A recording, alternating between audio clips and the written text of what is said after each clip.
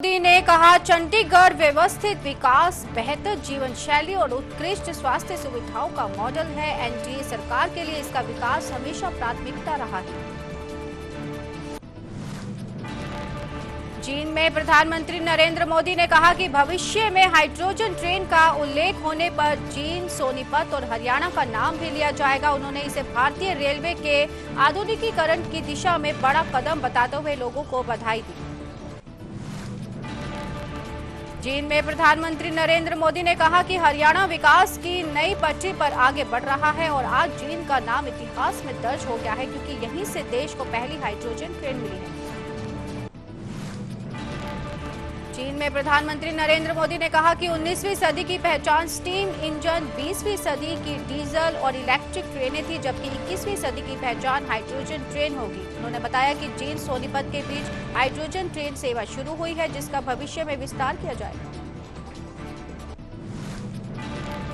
चीन में प्रधानमंत्री नरेंद्र मोदी ने कहा कि भारत की हाइड्रोजन ट्रेन दुनिया की सबसे ताकतवर और सबसे लंबी हाइड्रोजन ट्रेन है। उन्होंने बताया कि ये 3200 हार्स पावर की क्षमता वाली ट्रेन है और दुनिया के चुनिंदा देशों के पास ही ऐसी तकनीक उपलब्ध है।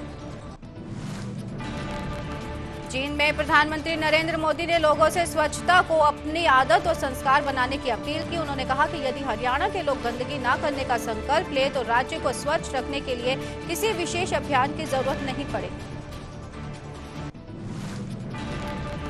चीन के एकलव्य स्टेडियम में प्रधानमंत्री नरेंद्र मोदी ने लगभग 14,700 करोड़ की विभिन्न विकास परियोजनाओं का शिलान्यास और लोकार्पण किया।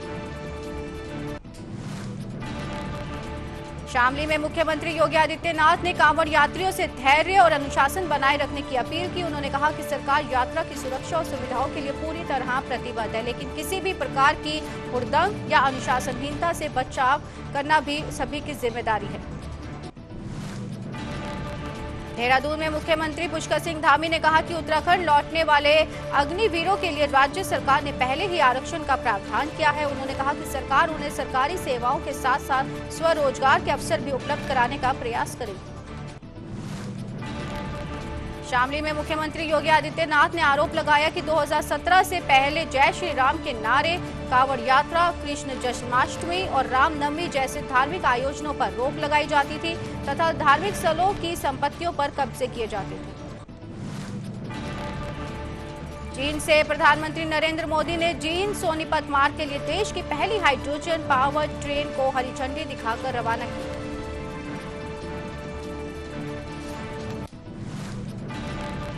आरजेडी के पूर्व प्रवक्ता मृत्युंजय तिवारी ने पार्टी छोड़ने का कारण बताते हुए कहा कि उन्होंने कभी किसी से एहसान नहीं मांगा, लेकिन स्वार्थी लोगों ने तेजस्वी यादव को घेर लिया और उनकी अपीलों पर भी कोई ध्यान नहीं दिया। उनके भाजपा में शामिल होने की संभावनाएं जताई जा रही है। बिहार के मुख्यमंत्री सम्राट चौधरी ने बिहार पुलिस के बेड़े में शामिल 84 नए वाहनों को हरी झंडी दिखाकर रवाना किया। मुख्यमंत्री रेखा गुप्ता ने कहा कि दिल्ली में कॉन्सर्ट इकोनॉमी को बढ़ावा दिया जा रहा है। इवेंट्स के लिए सिंगल विंडो सिस्टम और कम बुकिंग रेट लागू किए गए हैं। एयरपोर्ट परिसर स्थित बांकरा मस्जिद में प्रवेश पर सुरक्षा कारणों से रोक के विरोध में पश्चिम बंगाल जमीयत उलेमा ए हिंद के आह्वान पर शुक्रवार की नमाज के लिए पहुंचे कुछ लोगों ने काली पट्टी बांधकर शांतिपूर्ण विरोध दर्ज कराया। दिल्ली में कांग्रेस नेता कन्हैया कुमार ने कहा कि राहुल गांधी का छात्रों की गूंज कार्यक्रम शिक्षा पेपर लीक और छात्रों की समस्याओं को लेकर देशव्यापी संवाद का हिस्सा है। उन्होंने आरोप लगाया कि शिक्षा के निजीकरण और बढ़ती लागत के कारण अब केवल आर्थिक रूप से सक्षम होना भी गुणवत्तापूर्ण शिक्षा की गारंटी नहीं रह गया है। केंद्रीय मंत्री गजेंद्र सिंह शेखावत ने परिसीमन प्रक्रिया शुरू करने के संकेत दिए हैं। कहा है, जनसंख्या वृद्धि और महिला सशक्तिकरण के लिए 2025 के बाद ये अनिवार्य है। आरजेडी सांसद मनोज झा ने कहा कि आमिर खान को ये स्पष्ट करने में काफी समय लग गया कि 3 इडियट सोनम वांगचुक पर आधारित नहीं है। उन्होंने टिप्पणी भी की कि इससे ये भी संकेत मिलता है कि सत्ता के सामने अपनी बात पर अडिग रहना आसान नहीं होता। इमरान मसूद बोले, राहुल गांधी ने युवाओं की समस्याएं समझी हैं। कोटा के बाद देहरादून का छात्रों की गूंज कार्यक्रम 10 गुना बड़ा और उत्साहपूर्ण होगा। मौलाना साजिद रशीदी ने कहा कि सरकार महंगाई, बेरोजगारी और शिक्षा छोड़ धार्मिक मुद्दे उठा रही है। वंदे मातरम पर विधेयक मुसलमानों को निशाना बनाने की असफल कोशिश है। दिल्ली हाईकोर्ट ने यूएपीए मामले में शर्जील इमाम की जमानत याचिका पर दिल्ली पुलिस से 2 हफ्ते में जवाब मांगा है। अगली सुनवाई 27 अगस्त को होगी। सैयद सैफ अब्बास नकवी ने कहा, वंदे मातरम को अनिवार्य करना संविधान की भावना के खिलाफ है। सरकार को धार्मिक नहीं, महंगाई, शिक्षा और जरूरी कानूनों पर ध्यान देना चाहिए। पूर्व सीएम पिनारी विजयन ने कहा कि वक्फ संशोधन कानून धर्मनिरपेक्षता और अल्पसंख्यकों के लिए संवैधानिक अधिकारों के खिलाफ है। आज मुसलमान, कल अन्य समुदाय भी निशाने पर आ सकते हैं। संजय राउत ने कहा, राजनीति में नेता एक दूसरे से मिलते रहते हैं। जयंत पाटिल और जितेंद्र आह्वान आजाद पंछी हैं, उन्हें मिलने दीजिए। चीन हरियाणा में प्रधानमंत्री नरेंद्र मोदी ने प्रधानमंत्री आवास योजना ग्रामीण के लाभार्थियों को प्रतीकात्मक रूप से घरों की चाबियां सौंपी। हरियाणा के मुख्यमंत्री नायब सिंह सैनी ने कहा कि जींद से विकसित भारत की विकास यात्रा का नया अध्याय शुरू हुआ है। उन्होंने प्रधानमंत्री मोदी के नेतृत्व में देश की पहली हाइड्रोजन ट्रेन को हरियाणा के लिए ऐतिहासिक उपलब्धि बताया। कांग्रेस नेता जयराम रमेश ने आरोप लगाया कि सरकार बुलेटिन में कुछ और, संसद में कुछ और लाती है। उन्होंने कहा कि केंद्र का असली एजेंडा परिसीमन और विपक्षी दलों को कमजोर करना है। रेल मंत्री अश्विनी वैष्णव ने कहा कि प्रधानमंत्री मोदी ने देश की पहली हाइड्रोजन ट्रेन राष्ट्र को समर्पित की है। इसके साथ भारत हाइड्रोजन ट्रेन तकनीक वाले चुनिंदा देशों में शामिल हो गया है।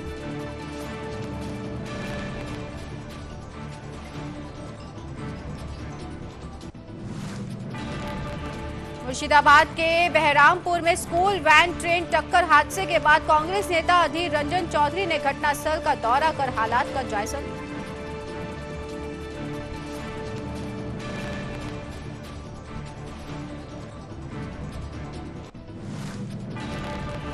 नेता प्रतिपक्ष उमंग सिंघार ने केन बेतवा परियोजना में घोटाले का आरोप लगाते हुए कहा कि मुआवजे में अनियमितताएं हुई हैं। उन्होंने मामले की जांच समिति गठित करने की मांग की है।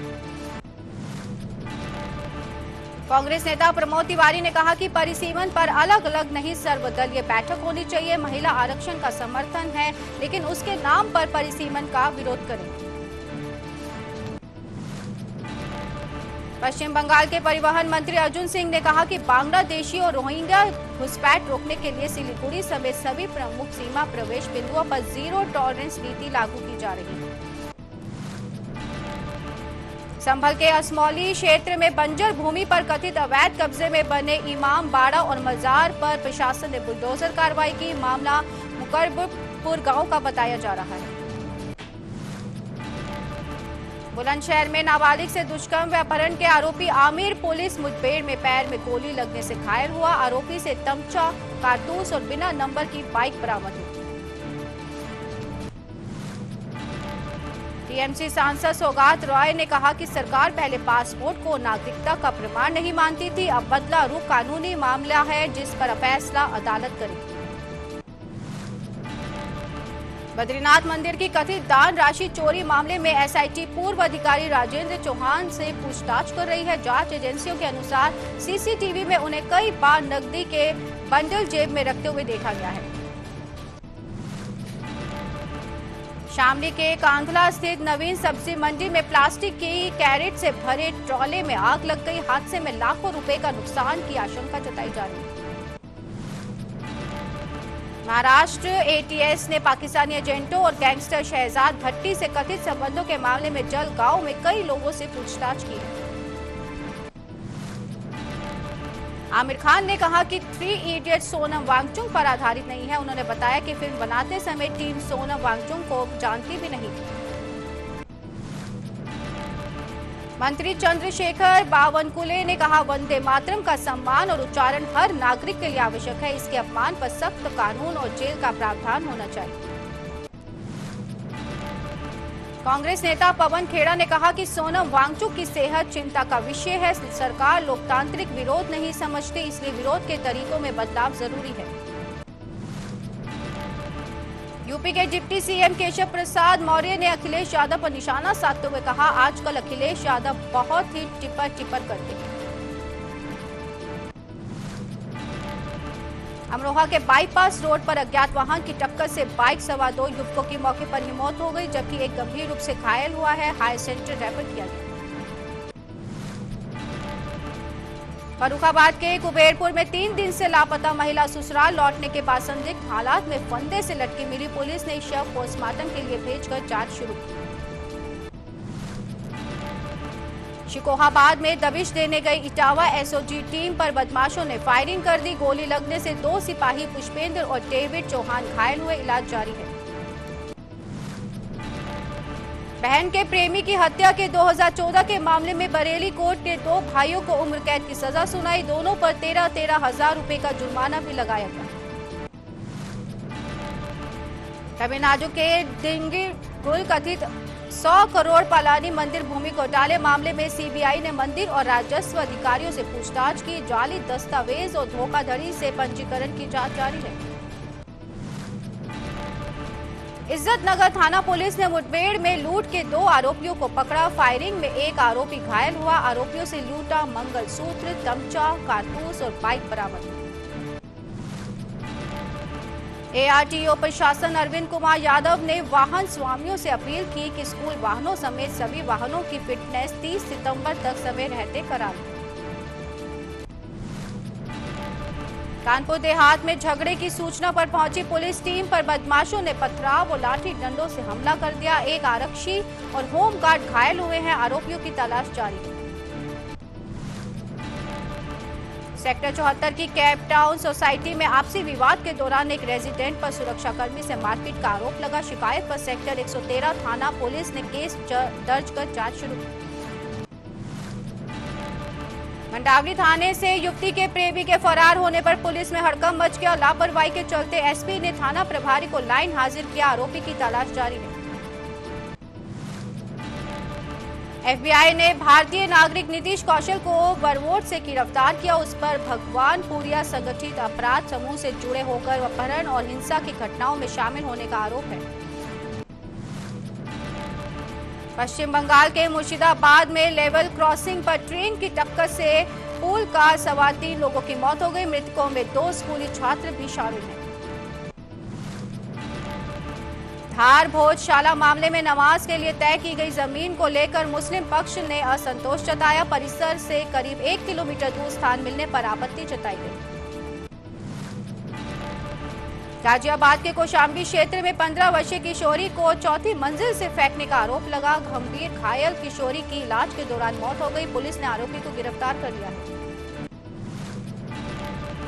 भाजपा प्रवक्ता शहनवाज हुसैन ने कहा कि विपक्ष के नेता बनने के बाद कांग्रेस खुद को पूरे विपक्ष का नेता समझने लगी है। उन्होंने राहुल गांधी पर संसद से कमजोर प्रदर्शन का आरोप लगाया। गुजरात के राजकोट में सोफा बनाने वाली फैक्ट्री में आग लगने की घटना सामने आई है। दमकल विभाग की टीमें मौके पर पहुंचकर आग बुझाने में जुटी है।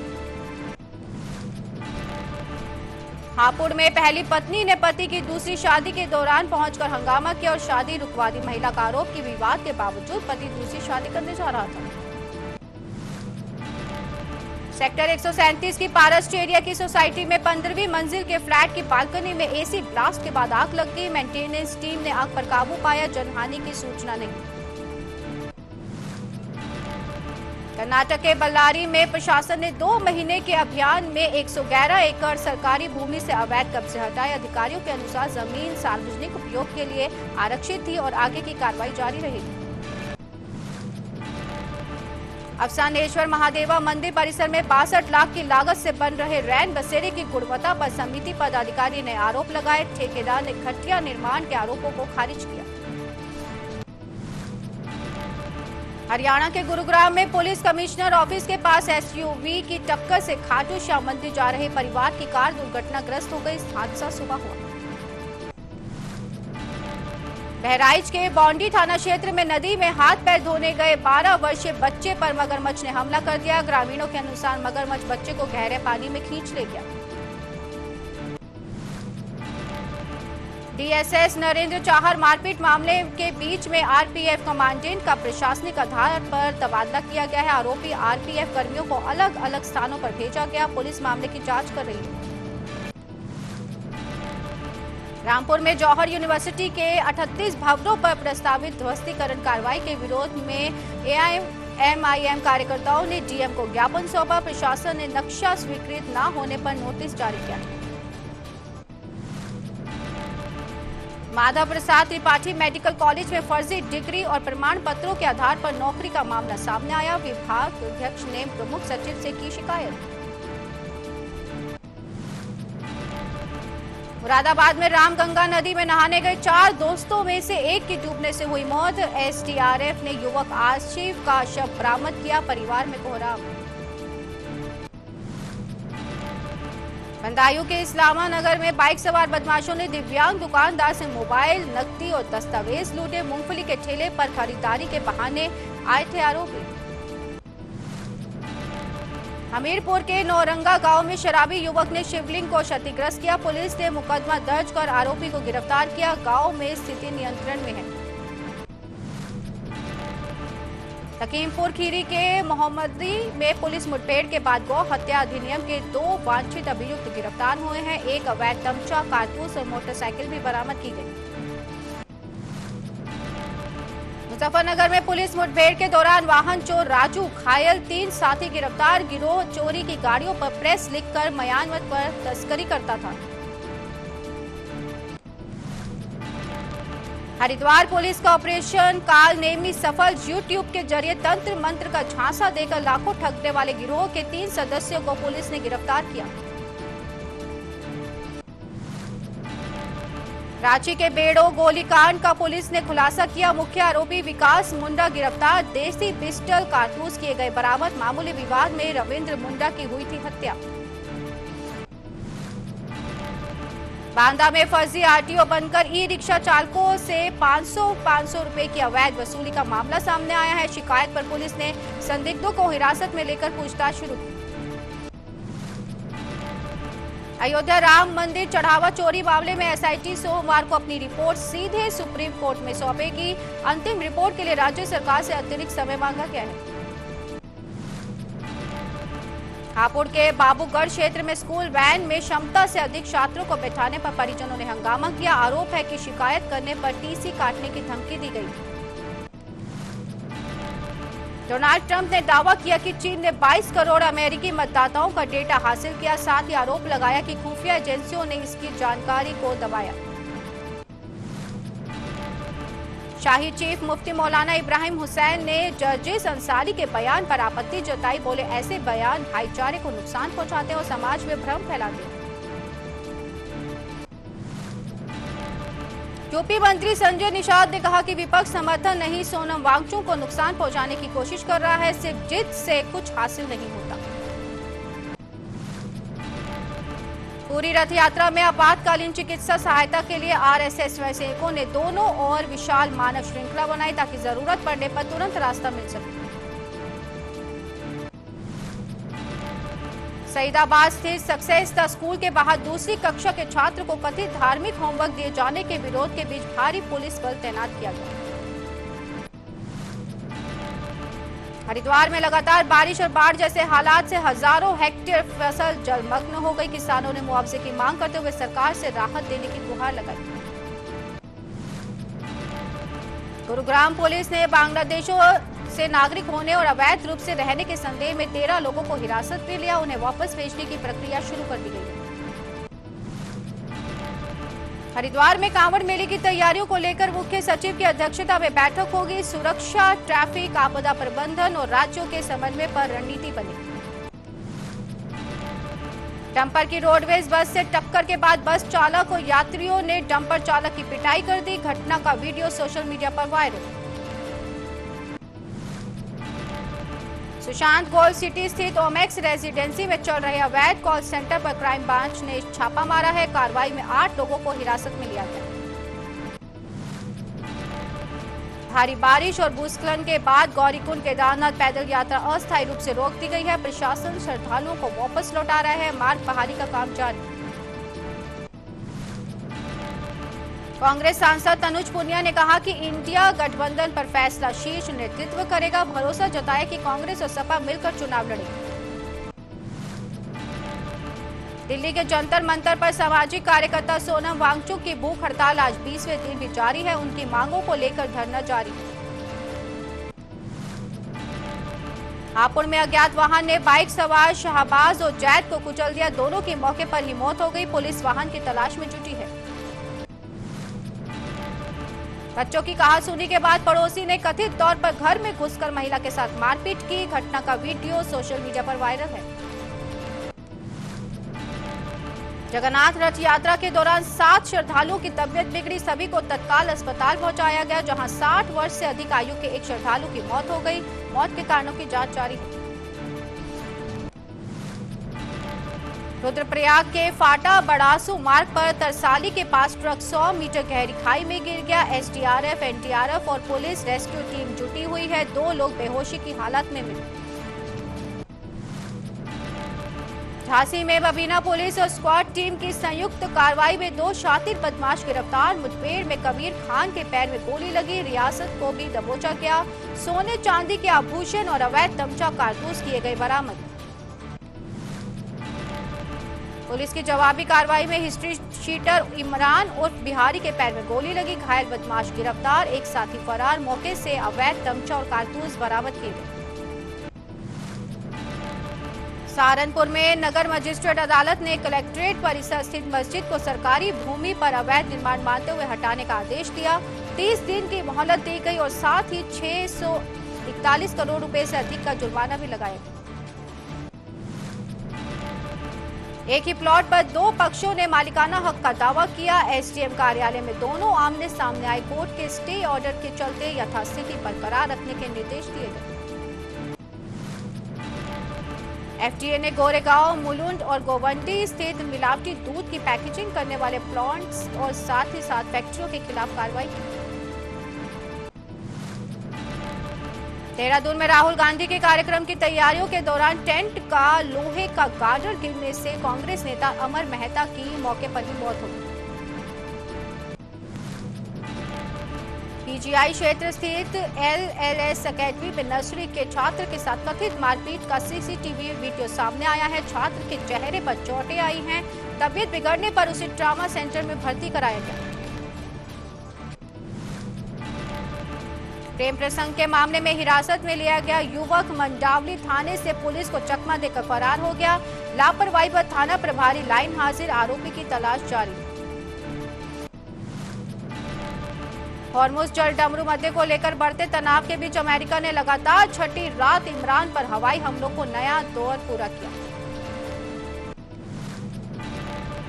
बिहार के गया जिले के रंगून गांव में एनडीआरएफ ने 30 फीट गहरे बोरवेल में फंसे 3 वर्षीय बच्चे को सुरक्षित बाहर निकाला। बिहार के मोकामा में गंगा नदी का कटाव तेज होने से कई एकड़ कृषि भूमि नदी में समा गई। ईरान की ओर से दागी गई मिसाइलों को कतर ने इंटरसेप्ट कर विफल किया। इसके बाद राजधानी दोहा में कई विस्फोटों की आवाजें भी सुनी गई। एसएफआई कार्यकर्ताओं ने लद्दाख के सामाजिक कार्यकर्ता सोनम वांगचुक के समर्थन में अगरतला में विरोध प्रदर्शन किया। जम्मू कश्मीर के भदेरवाह में हुई गोलाबारी में एक व्यक्ति की मौत हो गई, जबकि 3 एसओजी कर्मी घायल हुए हैं। मामले में एक धार्मिक उपदेशक को हिरासत में लेकर पूछताछ की जा रही है। आभूषण की दुकान में लूट के आरोप में 6 आरोपियों को किया गया गिरफ्तार। पुलिस ने उनके कब्जे से करीब 20 लाख रुपए की बरामदगी की है। पुलिस भर्ती परीक्षा में कथित धोखाधड़ी के आरोप में 3 लोगों को गिरफ्तार किया गया। छापेमारी के दौरान एक आरोपी फरार हो गया। आरोपियों के पास से मूल प्रमाण पत्र और खाली चेक बरामद हुए। पूर्व प्रेमी ने महिला पर कई राउंड फायरिंग कर उसे घायल कर दिया। घायल महिला का अस्पताल में इलाज जारी है, जबकि आरोपी फरार है। पुलिस सीसीटीवी के आधार पर उसकी तलाश कर रही है।